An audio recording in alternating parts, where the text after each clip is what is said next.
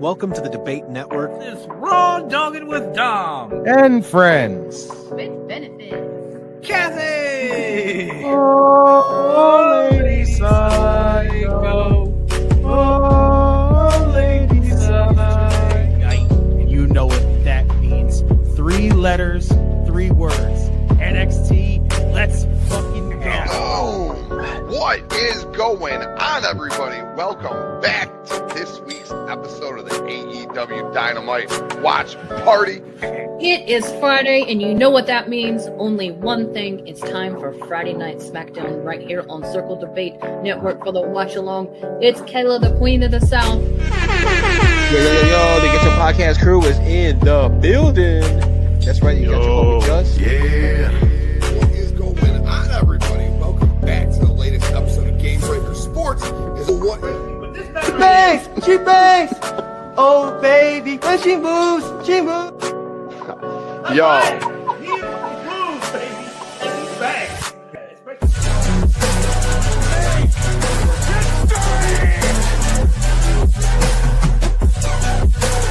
Yo, what is going on, everybody? Welcome back to the Debate Network. As always, your boy TK in the house. And today I have a very, very special conversation lined up. My buddy, my friend, my president of my favorite independent wrestling promotion in the world, Steve Tortorello, the president of Warrior Wrestling. Steve, welcome to the Debate Network. Thank you so much for joining me. How are you doing today, brother? Thank you, my friend Tim. Great to be here. I'm excited. I've never seen the intro video before. Last time we talked, I don't think you guys had this incredible intro video. The guy singing She Bangs by Ricky Martin. I was laughing in my chair. Now I need to go back and watch all of the shows. I'm so pumped to be a part of this. Oh, thank you, brother. I really appreciate it. And I really appreciate you taking the time today. As I said, Warrior Wrestling is an absolutely fantastic promotion. It started out in, I'll let you get into it, but my first show, Marian Catholic High School, Warrior Wrestling 8. And I went to about 10 plus shows after that. And we will definitely talk about Warrior Wrestling because Warrior Wrestling is back, folks. That is right. Sure. Resurrection on Friday, December 5th. At a Half Acre Brewery in Chicago, and we were definitely going to get into that. But Steve, what's going on, man? What's new? How's everything going? Life is good, my friend, right? Work's good, family's good, wrestling is good. Everything's kind of clicking on all cylinders, and it's all leading to this return of Warrior Wrestling, which we're so excited about. And my team, everybody that works at Warrior and I, we're on all these group chats. Every time we're putting something out, finalizing something new for the show, all these little wrinkles, and there's a whole bunch of stuff that we haven't even put out publicly yet that are fun little wrinkles that are going to be part of that evening. And we just get more excited every time we talk about it. So it's a season of anticipation right now as we lead up to December 5th. Oh, I love it. It's so exciting. When I saw the Facebook post, I was like, no way. It was just so ironic because my buddy, he lives in New Jersey. He was out here for the first Forbidden Door. He went to the Warrior Wrestling show that you guys had. I believe it was at Malcolm X University, which was right kind of like kitty corner to the United Center where Forbidden Door was. They loved it. And a couple of buddies went there. They absolutely loved the show. So he's like, what's going on with Warrior Wrestling? Have you been to a show in a while? I was like, actually, they just had one in Wisconsin not long ago. I didn't make it up there. But then you were there. And then it was here. And we're back. And we're about a month out now. And I'm stoked. And I just put this up there really quick so everyone could see. This is Warrior Wrestling Resurrection right now. This is the card as I know it. Like Steve said, he's got some wrinkles, maybe some surprises coming. Who's Mad Dog Conley's opponent going to be? A couple things there, but we will definitely get into the show. I'm stoked. But Steve, before we talk Warrior Wrestling, before we get into Resurrection, I just want to talk to you, man. I know you're a wrestling fan, like I'm a wrestling fan, right? President of, again, in my opinion, the best, specifically in Chicago, wrestling promotion around here. What got you into wrestling? Was it like a WrestleMania? Was it like your folks? Like what got you into wrestling in the first place? And like, where did this love and passion come from to start a promotion, man? Yeah, so I have 2 wrestling origin stories. The first, when I was a little kid. So I was born in 85. I'm 40. And when I was 5 or 6-ish, I was a Hulkamaniac. And at that time, WWF had a program Saturday So I'd watch on Saturday morning syndicated programming, and I had the wrestling buddies. I had all the action figures. I had the ring. I had all of it, right? Like I was a diehard little 5 or 6 year old Hulkamaniac, Macho Man fan, Ultimate Warrior fan, etc. And then I kind of fell out of it, like a lot of people did, right? There was a rut there in the 90s where it was in my past. I forgot about it. And then in the late 90s, I had friends that had been pulled back in during the Attitude Era, the NWO era, that kind of thing. And in 97, 98, they kept telling me, you got to watch, you got to come back. Wrestling's awesome. Wrestling's awesome.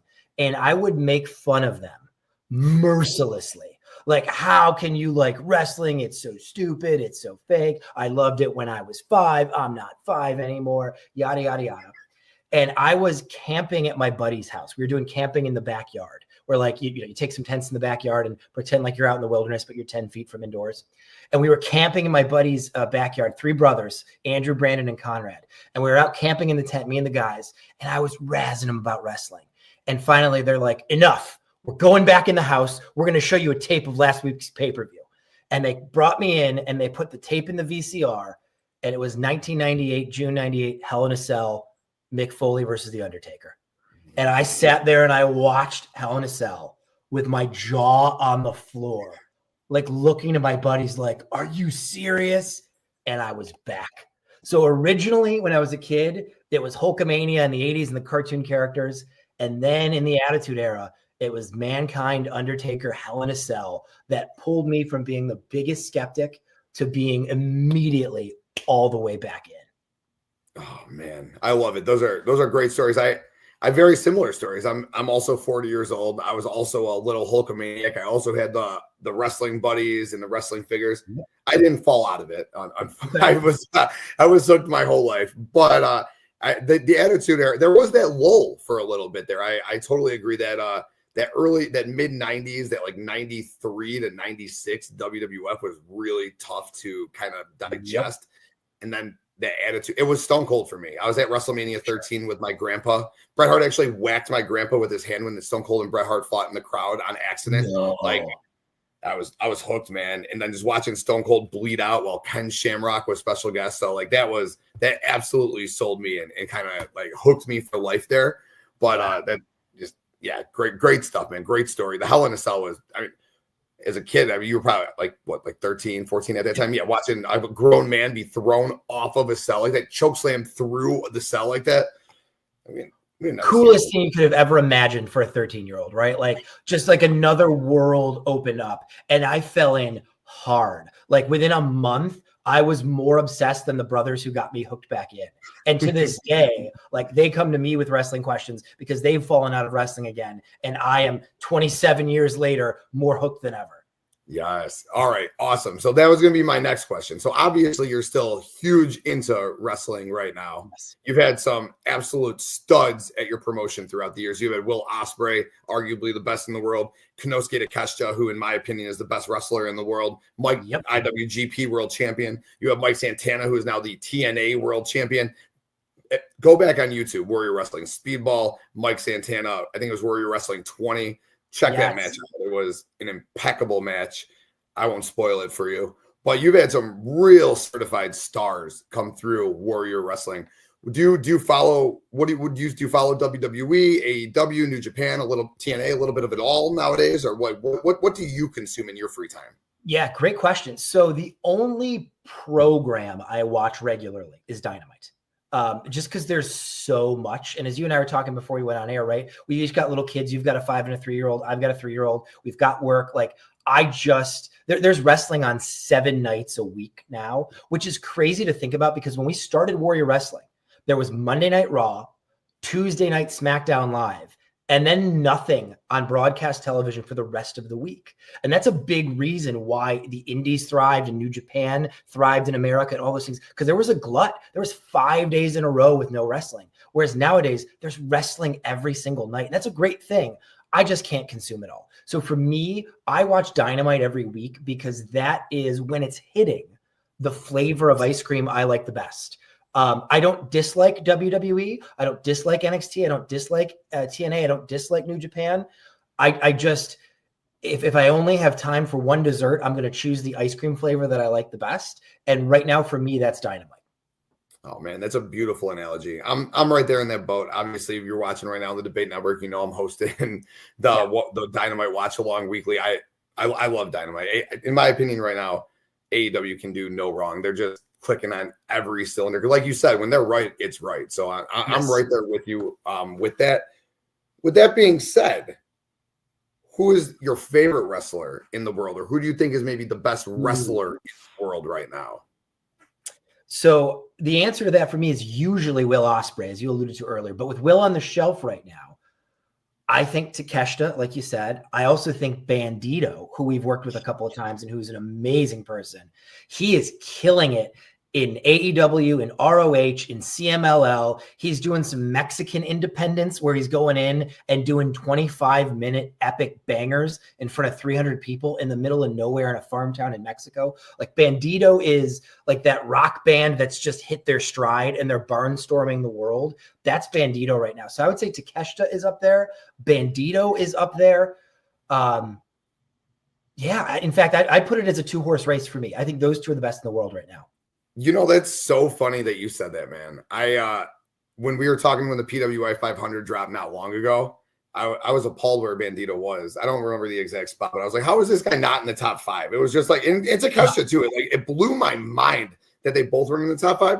And my favorite match of the year so far, in my opinion, the match of the year so far was Takeshita Bandito for the ROH World title. That was just impeccable. And it's just so phenomenal that you've had these guys run through your company. You like we mentioned, you had Ospreay, you had Takeshita, you had Bandito. You also had Swerve Strickland run through, who is just on top of obviously he's on the shelf with Ospreay. You know, we're definitely missing them both on Wednesday nights. But Swerve, before going out, on top of the world, just so talented. And what he's done, even from, I think it was like 2.5, 3 years ago when you had him there, the character growth, the in-ring growth, everything that man has done to put himself as a certified A+ player in the industry is fascinating, man. And it's so cool that you've had all these guys run through your company. Yeah, we've been so lucky and so blessed. And I think a lot of that is our tastes in a lot of ways align with the AEW audience's tastes. So the people that we see something special in are probably the people that the AEW audience is going to see something special in as well. And we're just very lucky to catch a lot of them on the way up. And then those that we work with on the way up, sometimes when they're at the top, they're willing to come back and do an indie. And so that has been a real blessing. But yeah, Swerve is such an interesting case because, to your point, for the last 1.5, 2 years, whatever it's been, we all as wrestling fans just accept that he is an A+ player, right? He's a top guy. And had you told me that in 2022 when he debuted in AEW, you'd be like, oh, really? Like, not like you didn't believe it could happen, but he was a utility guy who developed himself into the guy. And there's something about his presence. When he walks out, you just realize that guy's a star. That guy he's not a star in the making. He is a star. And that's what's been so cool to see is so many of the talents, some of them that we know, some of them we don't know, but when they turn that corner, when they go from second gear to third gear and become who they can be, that's such an awesome ascension to watch. It is so cool. And he literally, I think the kids use the word aura, right? Like that guy has got it. Like he's got the aura, he's got it. And it's kind of crazy. You know, we talk about the Attitude Era. You talk about Rock, Stone Cold. That's what Swerve and Hangman reminds me so much. Those two guys elevated each other in ways that I haven't seen a feud elevate two wrestlers in really since The Rock and Stone Cold. Yeah, that's a really great comparison because a lot of times in wrestling, as you know, wrestling's all about levels, right? This guy's going up and this guy's staying here and this guy climbs this guy or this guy knocks this guy down. But these two, it's almost like if you've seen the old graphics or cartoons of like a narrow canyon and two dudes climbing and like pushing each other with their feet up the canyon, that's Swerve and Hangman, right? Like they pushed each other up and they elevated each other up to the point where they feel like cornerstones. Like it's like I can't imagine a time when I didn't think each of them were a foundational piece of the promotion. Right. Yeah, they're definitely part of that core four. Right? You got them, Ospreay, Takeshita, Bandit. You got they're just stacked with talent. MJF is there. Yep. The next world champion, in my opinion, he's going to beat Hanger for that belt. Not too long. Yeah, and I think Ospreay's going to take the belts off of him. Not that I'm going to sit here in fantasy book while we're doing this right now. I'm happy to. Yes, I love it. I could do it all day, brother. And let's not forget the women, right? You've had some amazing women run through the promotion, going back to Tessa Blanchard, Kylie Ray. Smiley Kylie was always my favorite. I think she was my favorite that ran through the promotion. Thunder Rosa, getting to meet her was so cool. And then Athena, who, you know, the champ of champs, right? Like she has held the ROH Women's Champion for over 900 days. That I think that same show that I just talked about, I think it was Warrior Wrestling 20, that had Speedball and Santana, also ran Thunder Rosa and Athena in the main event that went, I'm not going to spoil it, but it was a certified banger. And if you have not watched the match, go to Warrior Wrestling's YouTube and check it out, because it was just a classic match that those two women absolutely put on. And it was a special night in Cicero Stadium, which is a great venue, great crowd. That's one of our, so we've done, I think all in, if you count the brewery shows and other things, I think we've done 40 something ish shows. That is easily a top 5, maybe a top 3 show for me, just because everything clicked on that show. That was in Cicero in February of 22, I think. Okay. Yeah. That was an amazing show. The before the show was awesome. I was there. My son was, he's 5 now, it's 2020. Yeah, he was like 2 years old. I was carrying him around on my chest. We got to scissor. We had the Acclaimed, the Briscoes, the old Briscoes were in the house, man.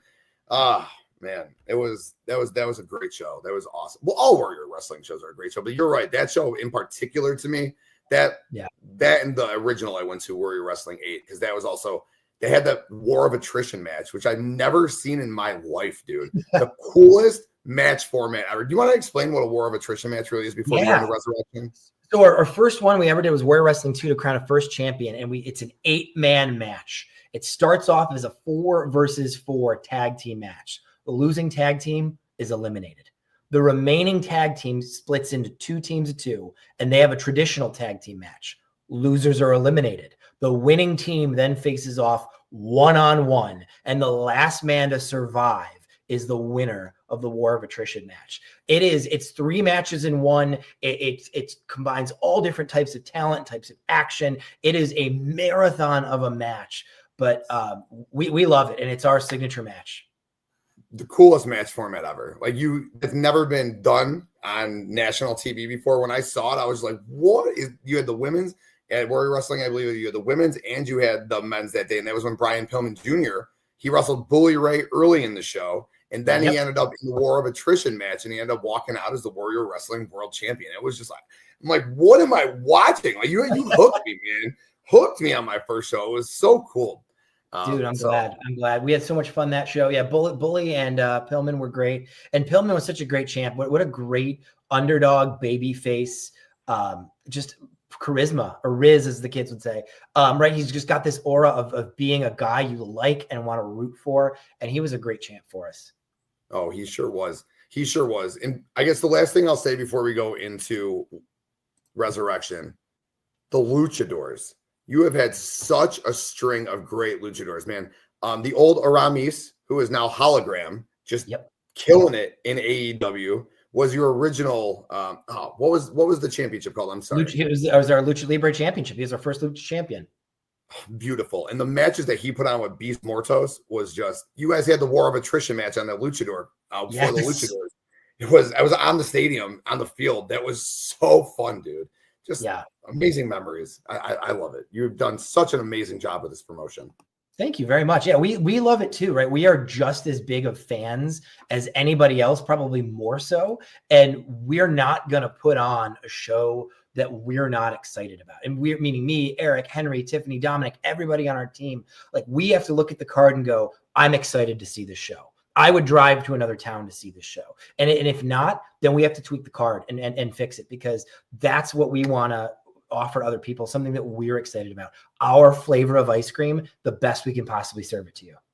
It's a great flavor. It's an absolutely great flavor. I've never been to a bad Warrior show. Every show has been impeccable. And again, go to the YouTube Warrior Wrestling and check out some of their old matches. There's a ton of content on there. So go scope the matches. You guys are just going to fall into this rabbit hole of phenomenal stuff.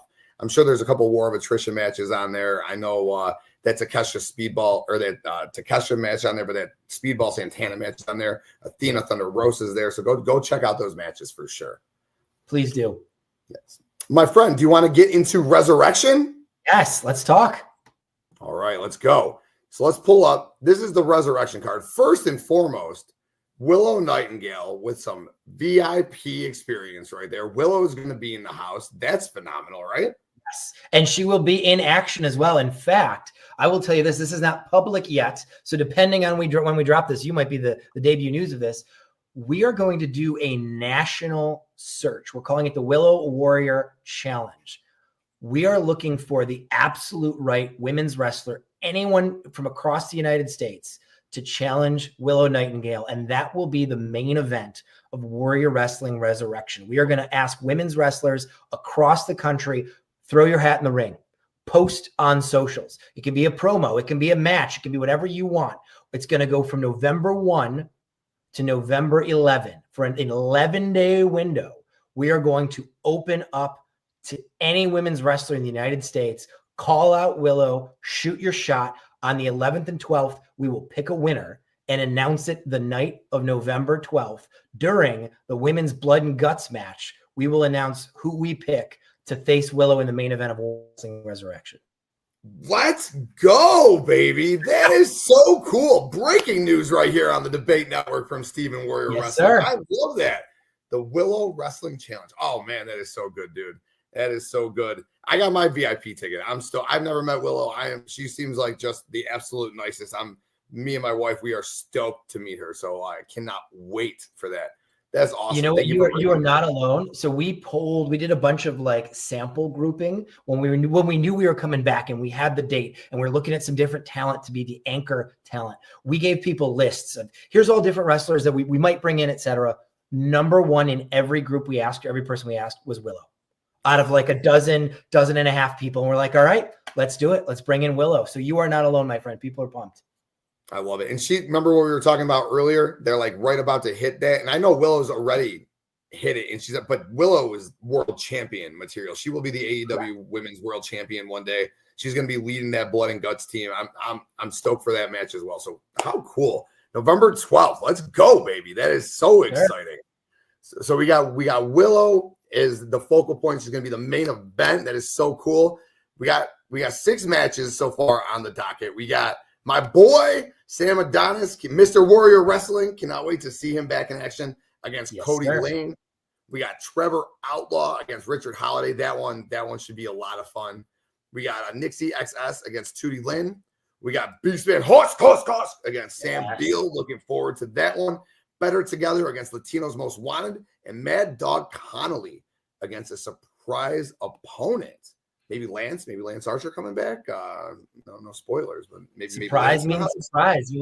I'll tell you this. I think we are going to know who that opponent is before the show, but maybe not until right up close to the show. So stay ready.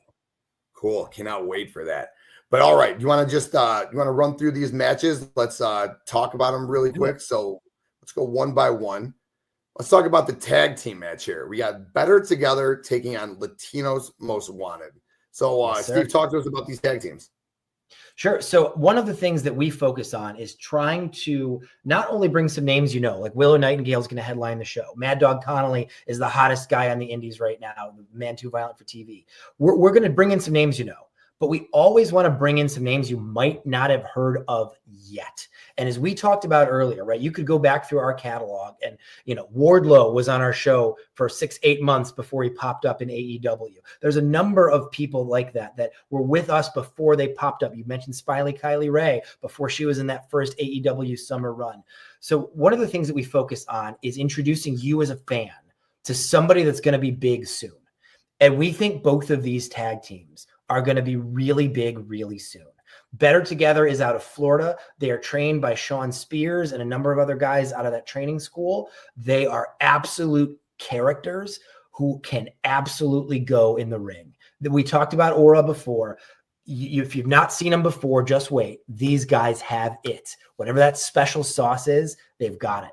And on the other side of the ring, the Latinos Most Wanted, LMW. Sabin Gage, Coda Hernandez. These guys have been on a bunch of our brewery shows. They are lightning in a bottle, energy, action, attitude, all of it. So this match is going to be really high energy. It's going to be a lot of fun. It's going to be a sprint, and it's going to be among 4 guys that 2 years from now, you'll tell your friends, hey, we saw them in a brewery in front of like 300 people, and now they're in an arena. Let's go. Let's go. You got me hyped for this. Kind of reminds me of when you had the Rascals taking on Alex Zane, Nathan Frazier, and Blake Christian. Yes, sir. Young, excited, hungry talent just about to break out. Absolutely looking forward to this one. That's the vibes. You nailed it. Let's go, baby. Let's go. All right, let's keep rolling on the card. We got Trevor Outlaw and Richard Holiday. I know this one's a big one. I've been seeing the back and forth on Twitter. I'm not going to go deep into it here, but I've been seeing it go back and forth. Trevor Outlaw, he's quite the character. That's Frank the Clown's boy, right? He is Frank the Clown's boy. He's been on a bunch of our shows, a bunch of the brewery shows, and then a bunch of shows before that in the Stadium Series. And neither of these guys are likable. In fact, we have unofficially dubbed this match the Battle of the Jagoffs, because neither of these guys are professional, courteous, sportsmanship competitors. They're just both jerks. And I think it's going to be up to the audience to decide who's the least jerky of the 2 jerks that they want to see win this thing, because God bless whichever official gets assigned to this, because they're going to have their work cut out for them. Oh, man, that's awesome. I'm definitely looking forward to that one. Are we going to get a Frank the Clown appearance at Warrior Wrestling, or is that? I sure as hell hope not. I mean, like, I would pay anybody any amount of money to not involve Frank the Clown. He might have other plans. He might try to be there. We'll see what happens, but we don't want him there. You know, as I called Sam Mr. Warrior Wrestling, a lot of people will call Frank Mr. Warrior Wrestling. So you got that face heel dynamic perfectly between those 2, right? Oh my God. Yeah, we do. And hopefully we only have one of the Mr. Warrior Wrestlings in attendance, God willing. You know what? Let's just talk about him. Let's just talk about Mr. Warrior Wrestling himself. And I'll let you get into it. But the first time I saw Sam, he was trying to be the biggest heel in the promotion, but he was so good at everything that he does that Warrior Wrestling crowd turned him into the biggest babyface in Warrior Wrestling history, in my opinion. I'll let you talk about it. Absolutely. So he spent the first 3 years of Warrior Wrestling as basically the lead heel, as you said. He was at Warrior Wrestling 1. It was him in the corner of Jack Swagger facing Alberto Del Rio and Alberto's brother Dos Caras. And Sam had faced Dos Caras earlier in the night, and he was the main antagonist for the whole show. And he remained the main antagonist every Warrior show through 1, 2, 3, 4, 5, 6, 7, 8 Friday Night Lights. The first Stadium Series, all into 2021 when he faced Jay White in July of 2021. And in a match with Switchblade Jay White, the crowd switched. Everything you just talked about a moment ago, people appreciating how good he was, for how good he was at being bad. And in that match with Jay White, Switchblade left, Sam stood up, and the place gave him a standing ovation. And the switch had happened. And from that moment forward, he has been the guy for the Warrior Wrestling fan base. So when we put this show together, our whole group, everybody's like, who's calling Sam first to tell Sam? Because it's not a Warrior Wrestling show without Sam Adonis. And this one is for the old school fans. And if you've never been to a Warrior show before, get ready. This is the guy. Yes, he sure is. Cody Lane, for people who don't know much about him. Talk to us about Cody Lane. He is based out of St. Louis. He does a lot of work at Glory Pro. He also competes at Freelance here in Chicago. He is a really, really unique and exciting wrestler. His offense is different than any other wrestler I've seen before. We're always going for unique. We want to bring in unique competitors. And this is a guy who uses sentons, believe it or not, just liberally throughout his match. He sentons off the middle rope, the top rope, inside to outside, outside to inside. He throws his body around like it's a sandbag just to hit and nail opponents, almost like a bigger Darby Allin. If you want to think about the way Darby Allin wrestles, he wrestles in a Darby Allin type way. He is a character. He is quirky. He gets under people's skin, but he's a good talent. And we think what he brings to the table and what Sam brings to the table are going to match pretty darn well. Oh, that sounds awesome. I don't know too much about Cody Lane, but if you're saying that he's a little bigger Darby, that's exciting because Darby is so fun. Definitely looking forward to seeing Sam and Cody Lane tear the house down. See what else we got here. This one, we got Nixie XS against Tootie Lynn. Talk to us about these women. So Tootie has been on some Warrior shows before. She is the little blue dragon. She is, if you like Kylie Ray, if you like Willow, if you like, I don't know who, Athena even, she's got this martial arts positivity, colorful character to her that just makes her pop off the page. She's like a human comic book character. And we love having her on shows. She connects with audiences. She's a great wrestler. She's got these crisp, incredible moves. And across the ring from her is a debuting Nixie XS. And we've talked about this earlier. We like finding the people who are the next it thing. Nixie calls herself the main girl. If you've watched any of the videos we've put out about her on socials, she just has it. There's a presence, there's a vibe. This woman walks in a room and everybody goes, who is that? Not just from her looks, but from her aura, from her vibe, from the way she commands things. Everybody's head turns. And it's going to be interesting to see because all that kind of goes to her head. So you've got a very humble, very lovable, wonderful little blue dragon and a girl who, pardon my language, is hot shit and knows she's hot shit. And they're going to collide. And in this new era of Warrior Wrestling, when women are going to be staking their claim as they want to move to be the face of that division, and we'll talk after December 5 about what that title situation might look like. But as you've got women who want to stake their claim, this is going to be a really big match going forward for that. Oh, it sounds exciting. I'm not too familiar with Nixie's game, so I'm definitely looking forward to this match. You sold me on it already. I'm pumped for this one right here. And I'm going to get back to that title. She walks in the room. When she walks in the room, you're going to go, damn. Oh, all right. Oh, my wife's not going to be happy. I'm just kidding. Too funny. All right, Steve. Last match that we got to talk about right now at this moment. We got Beastman Husk taking on Sam Beal. For people not familiar with Beastman and Sam Beal, let's talk a little about them and talk about this match. Yeah, so Beastman is, he just is. Beastman is. He is a prehistoric 375-pound mountain mass of humanity. He grunts, he eats things, he rips things up. He doesn't understand the rules of wrestling. I don't think he knows he's in a contest. He is a prehistoric meat monster just roaming the ringside area. And God, is he awesome. We first had him on a Warrior Wrestling show in 2020 at the recommendation of Sam Adonis.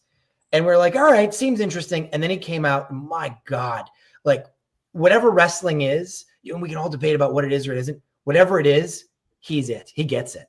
He walks out. He is who he is. The people know exactly what he is the moment they see him. He scares the crap out of you if you're sitting in the front row. And when he lands on another wrestler, you feel it in the back row. It's just this mass of hulking, snarling, sweaty, disgusting humanity throwing itself around. And it is so cool to see. Beastman is an attraction. And then the other side of that ring, you've got Sam Beal, the Perminator, the Beer Man. Sam has been on almost all of our brewery shows and a bunch of Warrior shows before that in the Stadium Series. He is charismatic. He is the dude who comes out non-ironically to Nickelback's Rockstar, rocking a beer belt, throwing beers to the crowd, a guy who you might want to dislike, but 30 seconds in, you're like, I can't do anything but love this guy. And so you've got that part, the one-man party, Sam Beal, versus the one-man prehistoric death march Beastman. And for us, this is just going to be so much fun. I'll tell you right now, this match is going to open the show. We are setting the pace of the show with these two characters colliding. Oh, that's awesome. You sold Beastman very well. I saw a video on Twitter not long ago. Beastman was looking at a little kid in the crowd, and he like went up to the little kid, like put his face behind him. Other people in the crowd were screaming, "Don't eat the kid! Don't eat the kid!" God, he's perfect. You know, it's interesting. So we were talking earlier about Attitude Era and that lull in the 90s. Real quick aside, I've been going back the last several months and watching a lot of early 90s WCW and early 90s WWF, pay-per-views, major events, etc. And I think Beastman would have been perfectly at home in the early 90s in either of those companies because he was such a clearly defined character that was also so good at what he did, right? He wasn't Duke the Dumpster Drozy or like a one-off idea in Vince McMahon's head. He is a fully realized, I think, perfect wrestling performer. And dude would have been challenging Hogan or Sting or Bret Hart back in the day if he was on TV in one of the big companies. That's awesome. Yeah, I could see him on a Saturday night on WCW or a Clash of the Champions or something, taking on like William Regal for the TV title or something. Yeah, that would be just like the contrast of characters. Regal so smug, like get out of here, and Beastman just doing his thing. Love it. Love that. Absolutely. That's it for the show so far, unless you have any other little surprises, or we're just going to drop those as we get closer to the show. Nothing we can drop right now. We're dropping the Willow Challenge right now, which is a big one. That's going to be the main event. There are other things that are maybe in the hopper that we'll see if they come to fruition before the show. The other thing I want to note too is that we're doing a new thing called the pregame party. It's basically the new evolution of our VIP Fan Fest. Everybody is invited though. If you buy a ticket to the show, you also get the pregame party with the show. It's in your ticket price, no extra charge, and nothing costs money besides if you want to buy beer or food at the pregame party. So we are doing tabletop games sponsored by Cards Against Humanity. We have a video game projector screen area run by and sponsored by Jackbox Games. We have Malort is going to be in the house doing the Malort Wheel of Doom to win prizes or take shots of Malort. We're going to have beanbags and cornhole. We're going to have trivia. We're going to have discussion topics, bar, food, a bunch of other Easter eggs as well, photo options, like all these cool things to do. So you don't just get to the venue and sit around for 2 hours. Doors open at 5:30 and we're throwing an hour and 45-minute party and then a short break and then the show starts. So you get that party with your ticket. Oh my gosh, that sounds like an incredible night. That Malort Wheel of Doom. Oh man, the wife's gonna love that. Yeah, I think the way that actually works is if you lose the wheel, you have to drink the Malort. Oh, okay. Well, I think she'll want to drink the Malort. Just throwing that out there. I also like Malort. I know people are like, "Oh God, it's terrible." I'm like, to me, it tastes like bug spray. Like if you're a kid and you accidentally got bug spray in your mouth, I'm like, "Oh, that's what Malort tastes like." Yes, it's not my favorite. I'll throw that out there. I'm one on the opposite side of that train. Not the biggest fan, but the party sounds amazing. The show sounds amazing. I am so pumped that Warrior Wrestling is back with Resurrection on December 5th at Half Acre Brewery in the city. If you guys have not gotten your tickets yet, warriorwrestling.com's got them. Go to Facebook, go to Twitter. The links are all over the place. You cannot miss it. Click the link, get the tickets, get the VIP with Willow, the photo op. Who doesn't want to meet Willow? Steve, before I let you jet, I know you had briefly mentioned when we were talking about 2D and Nixie championships. Yep. What's going to go on with the championships, the World Championship, the Lucha Libre Championship, the Women's Championship? Are we going to be bringing those back in future shows? What's because I know, correct me if I'm wrong, the last champions were Casey Navarro was the world champion. We had Sky Blue was the women's champion, and then I think Aramis was still the Lucha Libre champion, right? No, Lucha champion is Gringo Loco. Oh, so, yes, I won that one. It was him, Vikingo, and Arez in a triple threat in Grand Rapids, Michigan. And Gringo won that belt and defended it a few times before we put Warrior to sleep for a while at the end of 23. So Gringo Loco is the linear Lucha Libre champion. And we're working on getting that, whether it's for December 5th or the next show, we're going to have that belt active. That is Gringo's belt to defend. Casey Navarro is on the shelf right now with knee surgery. And so we will address on December 5th, we will share with the audience what's going to happen with the Warrior Wrestling Championship while Casey is away. And for the Women's Championship, I would say stay tuned. There's a couple of options in the hopper. And when we know what it's going to look like, we'll let you know. But all three of those belts will continue to exist. They are not going away. Let's go. Very exciting stuff. Cannot wait. Last question I have for you, my friend. top 3 Warrior Wrestling wrestlers of all time. Who are they?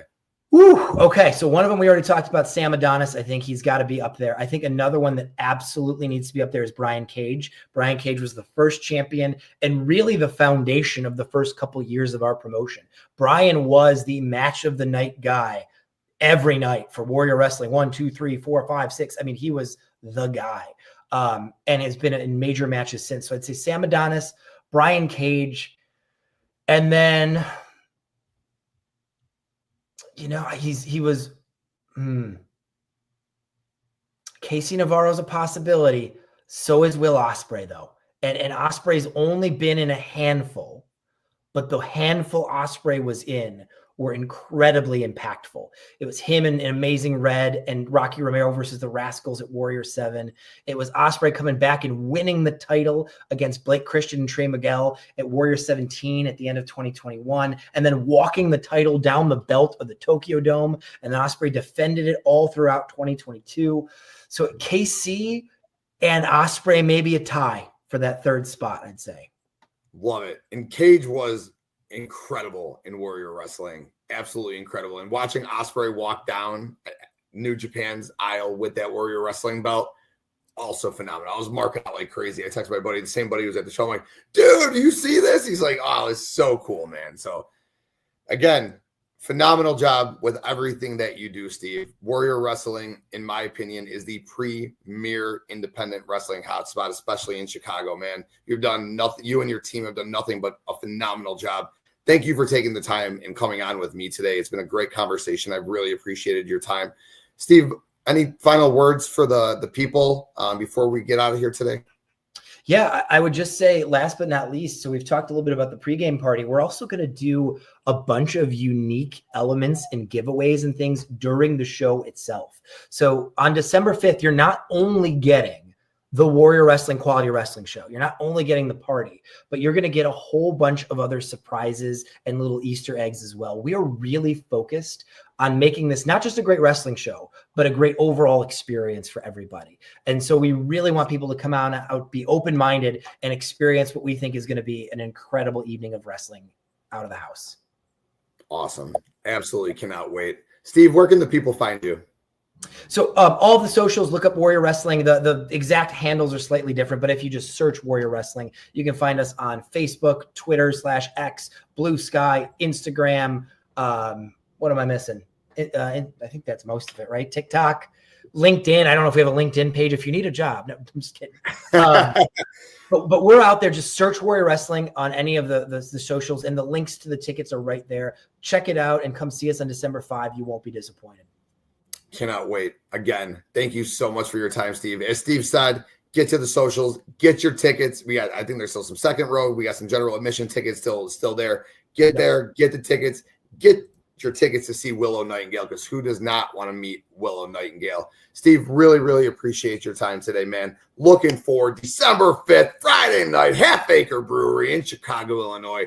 Get there, folks. If you love independent wrestling, you're in the city, get there. You will not be disappointed. I can promise you that. Other than that, thank you, Steve.